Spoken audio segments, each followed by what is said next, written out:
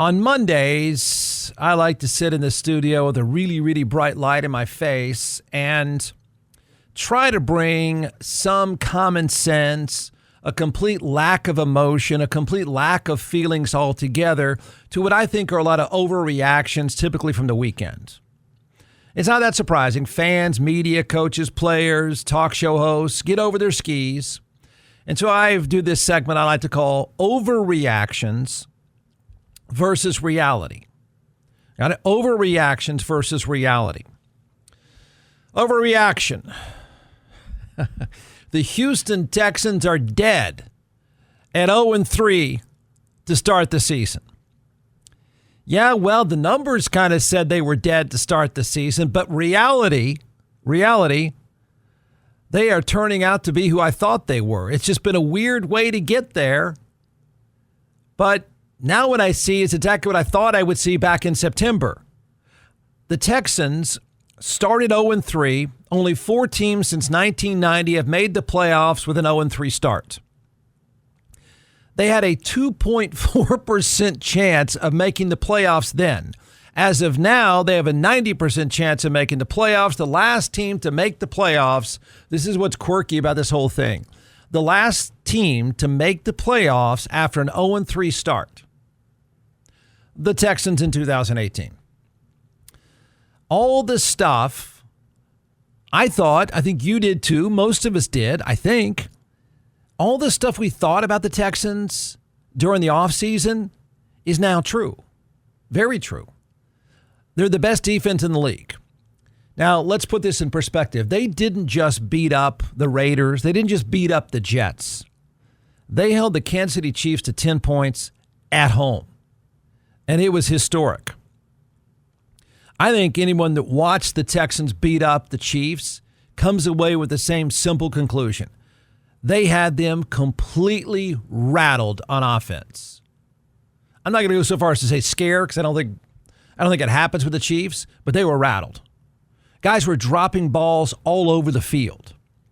All right, you ready for the stat line? This is how badly they smothered the Chiefs. The Chiefs averaged 3 yards per play at home.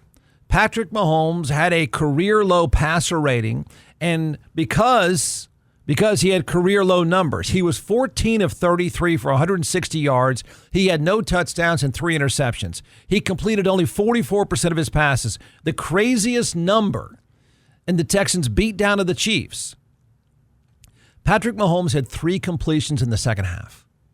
That's nuts. If you read that, you would say, oh my gosh, he must have gotten hurt. Travis Kelce, Mr. Swift, it kind of looks like he's done. Mr. Swift had 1 catch for 8 yards. So do we now agree this version of the Chiefs is done? It was an amazing run. It really was. They found different ways to put it together. They found different configurations. It was all cool. That's done. Now, the thing that people don't want to talk about, because the Texans are always nondescript and they're not going to fit very nicely in everyone's fantasy world because they win in an ugly way. They now hold the 7th spot in the AFC, and that now they've gone from 2.4% chance of making the playoffs to a 92% chance of making the playoffs. And the AFC is going to have a completely different look. And that's what's cool about the NFL. No Chiefs, probably no Ravens. The AFC playoffs right now, in order: Denver, New England, Jacksonville, Pittsburgh with a 75-year-old quarterback, Buffalo, LA, and the Texans. Here's the thing. All the Texans have to do is just be pretty good on offense. Maybe not even pretty good on offense. Just not be awful on offense. So don't laugh when I say this. Because I could be guilty of getting over my skis during overreactions versus reality myself. But they're on a 5-game winning streak. And you're going to laugh out loud when I say this. They might turn that into an 8 or 9 game winning streak. Not because they're going to be great on offense. They're not. Remember, the only thing they have to do, I always try to figure out a magic number for a team to win, right? For the Cowboys, who are trash on defense, they've got to get to 35 to have a chance to win. The Texans get to 17? And they win most of the time? So they might turn a 5-game winning streak into an 8 or 9 game winning streak. It's entirely possible. Nobody would want any part of them in the playoffs. And if they were to get to, if it was Denver and the Texans right now, that thing might end in a 3-3 tie with bodies everywhere. They absolutely manhandled the Kansas City Chiefs, particularly their offense. Overreaction. The dorky college football playoff committee will never, they're not going to let in a 3-loss team, blah, blah, blah, blah, blah. Reality. Yeah, they are. And it turns out I was right about this committee's arranged marriage with ESPN. Now, what's funny is I heard a little bit of this when I sat down in the studio at Brandon's favorite show, Senator Paul Feinbaum's show. Brandon loves it. He records it and listens back to it. I heard him, I assume it was a caller of some kind, ripping that person because that person suggested that this whole committee thing is bogus because there's an ESPN bias. And then he said that was low-hanging fruit, that was dumb, that was garbage, all that stuff. So let me double down on that a few different ways. I feel like I was right. Feel free to disagree. I feel like I was right about this committee and that I'm going to call it an arranged marriage. A 3-loss SEC team did get in. For a long time, I've said, argued, thinking it might be Texas, that a 3-loss SEC team would get in. And then when they kept coming out, as horrible as that show is, that weekly show is just awful. But they acted as if they were going to follow their own template, their how they would set up the rankings. And so I thought, well, maybe I was wrong after all. They're not going to be able to work a team in. And sure enough, they've pulled it off where a 3-loss team is getting in. Now, not that it's going to matter because this committee looks foolish. And it looks foolish by its own doing. And the foolish part of this committee, and you'll forget about it in a day or two, and most people don't even really care. You like it, I can't stand it. But here's why I think this committee looks foolish, and it's easy to call them out. And I don't mean call them out as in their numbers don't add up. I mean call them out as it looks like you just followed through in your arranged marriage to make sure a 3-loss SEC team got in. Here's why it's all foolish. That weekly show where they lay out these numbers. Here you've got the dorky commissioners standing in front of, some air conditioning vent with a cup of coffee at some, Hotel Marriott or something. And so they then act as if we've got this very formal process. It's all numerical. There's no feelings involved. And so they do that every single week. And then they argue, or not argue, this dork comes out there and tells you all the reasons why they arrived at these opinions, because that's all college sports is, or college football, it's a pageant. It's nothing more than that. I don't know why anybody trusts it. Really. But it's their own fault for anyone like me to say it feels and looks plainly obvious that this is an arranged marriage because you just pivoted. And in the very last poll that you're going to do, you did exactly what you said you weren't going to do. And you can think what you want about Notre Dame. You can have whatever opinions you want about Alabama, Notre Dame, Texas, BYU. All of your opinions are going to be right. I'm not even going to I don't even feel like arguing with you about the merit of Notre Dame. I'm just pointing out that this committee of stiffs in this slimy setup in college football lectured us for weeks and weeks and weeks about these cool numbers, the way the numbers stacked up. Then they turned around and pivoted, and it makes it look like you're SEC honks. Sorry. So, I think they've created, not that they care, not that many of you care. I'm not even sure the industry of college football really cares. I just think it's a really bad look. I think it was handled poorly.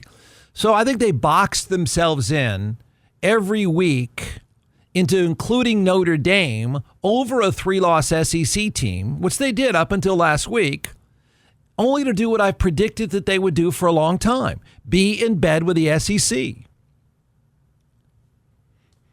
I mean, I realize SEC honks and fans don't care. You're going to argue whatever justification for Alabama you want, and as I always like to say, all of your opinions are fine. That's what the sport is. It's just like arguing about a pageant. But I think it's a terrible look for a directionless sport. I made the prediction because this is a tournament created on opinions and feelings. So I've been extra critical that given the chance one day, I thought it was going to be Texas. I've been predicting it's going to be Texas.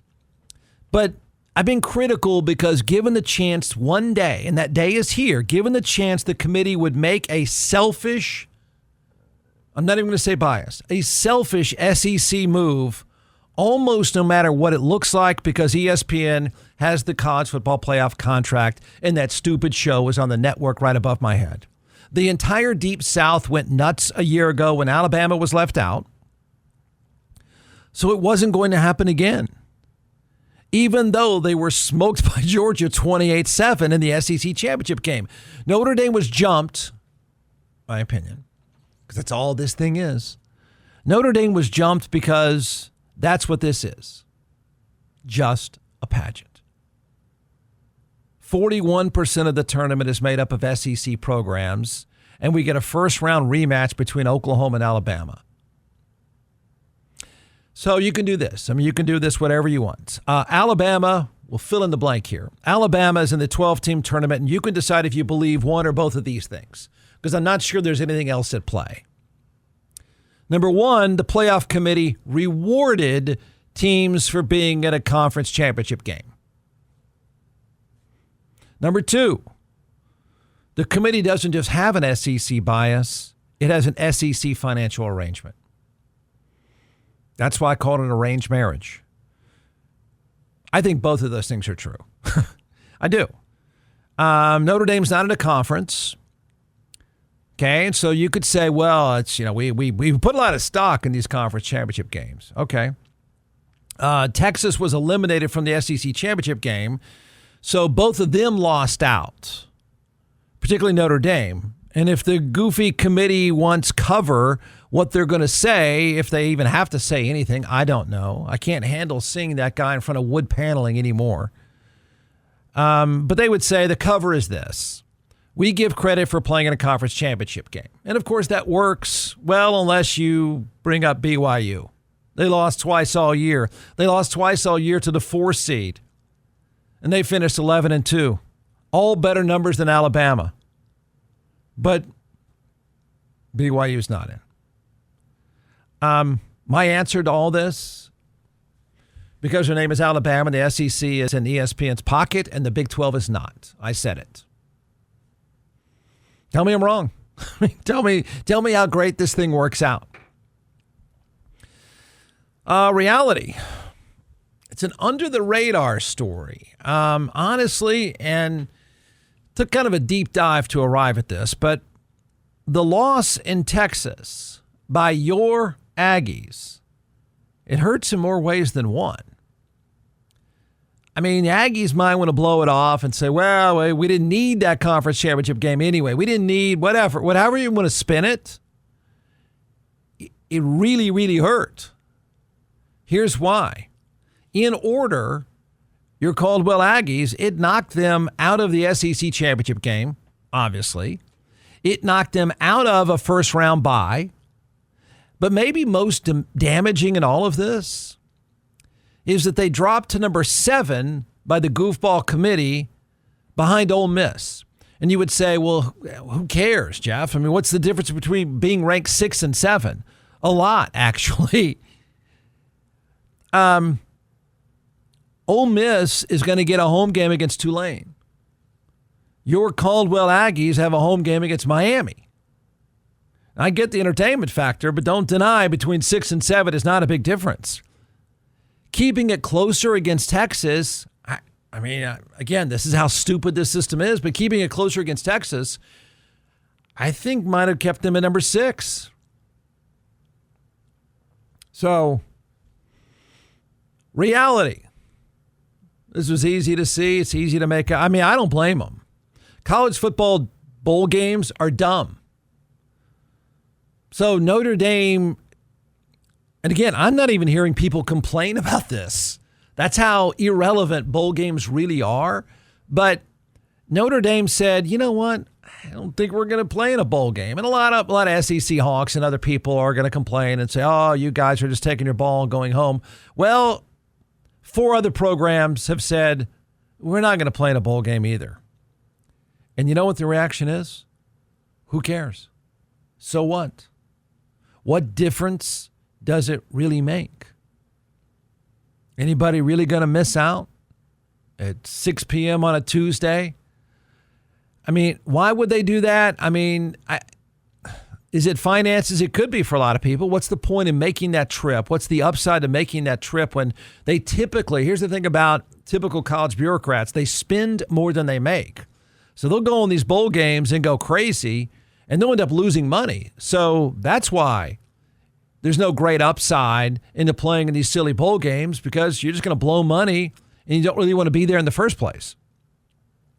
Now, the Notre Dame AD, he was pissed over the weekend. I don't know that I can completely blame him. Again, nobody is wrong in the atmosphere of college football. No one's wrong, because all the opinions are pretty viable, because that's all the sport is a bunch of opinions. But he said, quote, this is the AD, as I said to Marcus Freeman, one thing is for sure, any rankings or show prior to this last one is an absolute joke and waste of time. Why put these young student athletes through these false emotions just to pull the rug out from underneath them, having not played a game in 2 weeks, and then a group of people in a room shatter their dreams without explanation? We feel like the playoffs was stolen from our student athletes, he says. Dramatic, yes. Entirely wrong, probably not. Yeah, they thought they were going to play. Yeah, they thought they were going to be in the tournament. Yeah. It's an awful system. It's an awful system, but just remember this for all the people that complain, particularly on the college sports side. I just want you to think about this. For all the people like him that are complaining, and there's plenty, notice how greedy they are and risk-averse they are to coming up with a system where there is no opinion and no feelings and no committees. Notice how they whine a lot, they complain a lot, we all do. But nobody in the college sports side really wants to act more like the NFL and play your way in. What they really are saying is sort of like bureaucracy. College football to me is sort of governed a lot like politicians. They're just greedy and self-centered, and they want it their way, but want to, only their way. They live by this rule: equal opportunity for all, special privileges for me. That's what they're really saying. That's what he's saying. That's what all of them say. We need to really fix this system. I'm not going to have a solution how to fix the system, but I just like to complain about the system because I like the built-in advantages for me.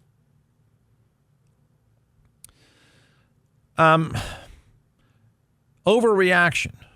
Shedeur Sanders will be a diva and a bust. No, unfortunately for him, he's playing too well. The reality is the most polarizing player in the draft is quietly and gradually under the radar turning into a good pro quarterback. Yeah, I kind of thought this would happen. He's too good, too polished, he knows the game too well. It was going to work eventually. And I don't say that with a great deal of praise, because now the problem is you're the Cleveland Browns quarterback. Upside is, wow, you're sort of proving yourself. You've won the job. They've said the Browns have announced it's his job. I know a lot of people love to hate on the guy. Don't worry. If you want to hate on Shedeur Sanders, in the end, you're going to get your wish. You know why? Because he's the starting quarterback of the Cleveland Browns. That's football death. That's like every terrible disease. He's got the plague of football. He's quarterback of the Browns. That means no matter how good you are short term, in the end, it will ruin you. And you can only hope to escape like Baker Mayfield or someone and save your career. But he was supposed to be a bust. He was, either great or terrible or whatever.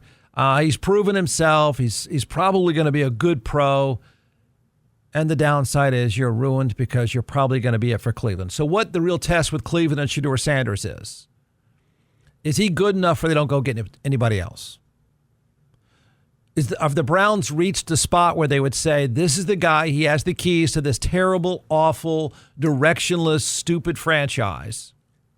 Or, we're going to go back in the draft and draft another quarterback so we can have like 6 of them hanging around the complex and we can ruin all of them. Good for you, you're an NFL starter. Bad for you, you're employed by the Cleveland Browns. Hey, here's a recommendation backed up by my own experience, a great experience. And that is, I've been a client of DJC Law, and I can tell you this. You're going to get 3 things with DJC Law. You'll notice it right away. The difference is you will get peace of mind. They will take care of every single detail perfectly, and you will get the result you deserve. If you're injured by the negligence of someone else, fighting with an insurance company for any reason, trust me when I tell you, you will need DJC Law. Dan Christensen and his team of attorneys have a remarkable track record. I've known Dan a long time. He's a military vet. He's board certified in civil trial law, and I've been a client. So you can trust them. You will get the result you deserve. Check out teamjustice.com, and you'll see thousands of 5-star reviews. The bottom line is, if you're in an accident, you need DJC Law. Contact them right away. 512-888-9999.